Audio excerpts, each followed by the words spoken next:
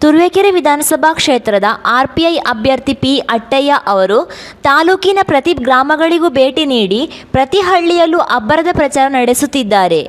ಮಾಯಸಂದ್ರ ಹೋಬಳಿಯ ದೊಡ್ಡ ಮಲ್ಲಿಗೆರೆ ಗ್ರಾಮದಲ್ಲಿ ಪ್ರಚಾರ ನಡೆಸುತ್ತಿದ್ದ ವೇಳೆ ನಮ್ಮ ತುಮಕೂರು ಜೊತೆಗೆ ಮಾತನಾಡಿದ ಅವರು, ತಾಲೂಕಿನ ಪ್ರತಿ ಹಳ್ಳಿಗೂ ಭೇಟಿ ನೀಡಿದ ವೇಳೆ ನಮ್ಮ ಬೆಂಬಲಕ್ಕೆ ಮತದಾರರು ಒಲವು ತೋರಿದ್ದಾರೆ. ಈ ಬಾರಿ 20ರಿಂದ 30 ಸಾವಿರ ಮತಗಳ ಅಂತರದಲ್ಲಿ ಗೆಲುವು ಸಾಧಿಸುವುದಾಗಿ ಅವರು ವಿಶ್ವಾಸ ವ್ಯಕ್ತಪಡಿಸಿದರು.